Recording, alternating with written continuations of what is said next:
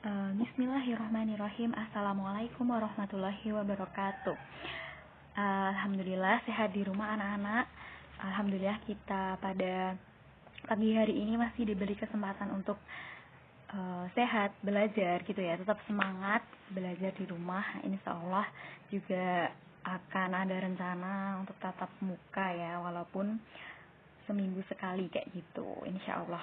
Nah, sekarang ketemu lagi dengan pelajaran IPS ya, yang minggu kemarin kita udah bahas tentang produksi ya, karena materinya masih tentang kegiatan ekonomi. Yang produksi kemarin, produksi itu apa? Masih ingat? Ya, produksi itu tentang kegiatan menghasilkan suatu barang ya, yaitu pengertiannya ada dua unsur, yaitu menghasilkan barang atau jasa dan menambah nilai guna suatu barang atau jasa. Produksi intinya membuat ya, jadi kalau pelakunya produksi itu namanya produsen. Membuat roti, nah itu termasuk dalam kegiatan produksi. Oke, untuk pertemuan kali ini kita akan membahas masih dengan kegiatan ekonomi, yaitu tapi kita ingin membahas tentang kegiatan distribusi ya. Oke, silahkan bisa sambil menyimak buku paketnya di halaman 169. Oke, kegiatan distribusi. Apa itu kegiatan distribusi? Oke, next. Nah, di sini tujuan pembelajarannya peserta didik dapat menjelaskan distribusi. Nah, itu tadi ya. Apa yang dimaksud dengan distribusi? Nah, oke. Pengertiannya, distribusi adalah kegiatan bertujuan menyalurkan hasil produksi yang berupa barang dan jasa dari produsen kepada konsumen sehingga nilai ekonomisnya nyata. Dan pelaku distribusi itu namanya distributor ya. Jadi maksudnya setelah udah diproduksi dari produsen, barang itu disalurkan kepada konsumen kan. Nah, kegiatan penyaluran barang dari produsen ke konsumen itu namanya distribusi ya. Jadi supaya barangnya itu tambah bernilai, makanya ada distribusi untuk segera dimanfaatkan barangnya, gitu maksudnya. Intinya menyalurkan barang dari produsen ke konsumen supaya nilai guna barangnya itu lebih ekonomis dan nyata kayak gitu, lebih ada nilainya. Oke? Silahkan dipahami juga lewat teks bisa. Lanjut ya. Nah, tujuan distribusi. 1. Menyalurkan barang dari produsen kepada konsumen. Jadi supaya tadi bisa dimanfaatkan tadi barangnya, makanya disalurkan dari produsen ke konsumen. Terus kedua, agar hasil produksi lebih berguna bagi masyarakat. Nah, setelah diproduksi kalau enggak dimanfaatkan masyarakat kan percuma ya, masa buat barang tapi enggak dimanfaatkan kayak gitu. Jadi tujuan distribusi agar hasil produksi lebih berguna bagi masyarakat. Terus ketiga, kebutuhan masyarakat akan barang atau jasa terpenuhi. Nah, karena masyarakat juga butuh barangnya, maka nggak mungkin kan misalnya Lifebuoy itu pabriknya di Jakarta, tapi nggak mungkin masyarakat semuanya itu beli di pabriknya ya. Nah, itu makanya ada tujuan, makanya ada distribusi yang memiliki tujuan menyalurkan barang tadi kepada masyarakat kayak gitu. Terus agar kontinuitas produksi barang dan jasa terjamin. Oke, lanjut ya. Kontinuitas itu ya agar seperti itu gitu, nggak berubah-berubah manfaatnya, nilainya kayak gitu. Lanjut. Nah, distribusi dapat dilakukan melalui, jadi pelaku distribusi yang melakukan distribusi itu ada banyak ya. Yang satu itu ada perdagangan, pasar, agen atau toko, koperasi, dari rumah ke rumah melalui sales. Nah, itu sales itu termasuk pelaku dari distribusi yang disebut distributor. Oke, lanjut. Nah, sistem atau cara distribusi, nah itu ada 3, diingat-ingat. Yang satu adalah distribusi langsung. Distribusi langsung yaitu produsen langsung kepada konsumen tanpa melalui perantara. Contoh, produsen roti menjual langsung ke konsumen. Jadi, dia itu memproduksi rotinya, mempunyai pabrik rotinya sendiri, lalu ada outletnya sendiri juga di situ, di dekat pabriknya, langsung dijual.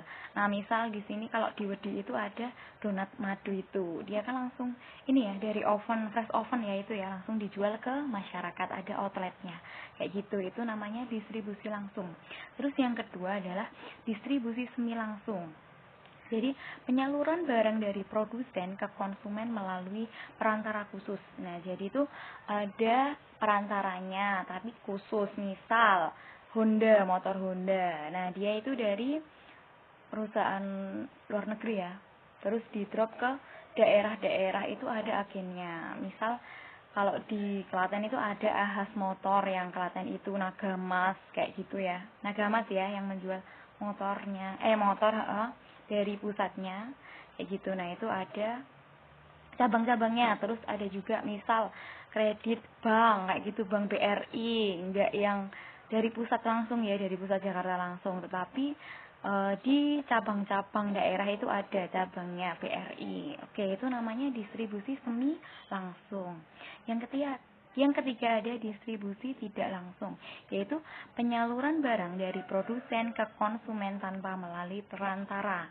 Ya tadi misalnya sabun Lifebuoy. Nah, sabun Lifebuoy itu pabriknya di Unilever itu ya, Unilever di daerah Jawa Barat ya, itu pokoknya di Jawa Barat. Nah, itu dia itu nggak mempunyai agen yang khusus, jadi bisa lewat warung, terus pedagang keliling kayak gitu. Nah, itu namanya distribusi tidak langsung. Oke, jadi sistem atau cara distribusi ada 3, yaitu 1 distribusi langsung, distribusi semi langsung, dan distribusi tidak langsung. Oke, lanjut ya.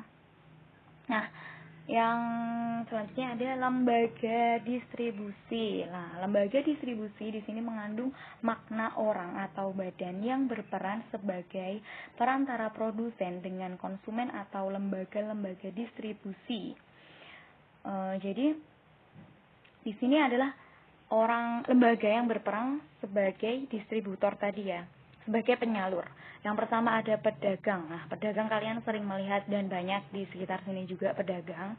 Nah, itu distribusi yang membeli barang dengan tujuan dijual kembali atas namanya diri sendiri, atas nama diri sendiri. Nah, itu namanya pedagang. Maksudnya enggak yang atas nama pabrik gitu ya, enggak. Jadi ya udah atas nama pedagang itu sendiri gitu menjualnya. Nah, di sini pedagang ada 2, yaitu pedagang besar yang sering disebut grosir. Nah, ini biasanya untuk kulakan itu ya, kulakan pedagang-pedagang yang kecil, lebih kecil. Nah, di sini biasanya mendapat potongan harga kalau belanjanya di grosir dan lebih banyak ya, biasanya kalau belanja di grosir itu belanjanya lebih banyak kayak gitu, dan sehingga mendapat potongan harga. Terus yang kedua ada pedagang kecil atau ecer. Nah, itu biasanya toko serba ada itu, swalayan kayak gitu, itu masuknya ke pedagang ecer.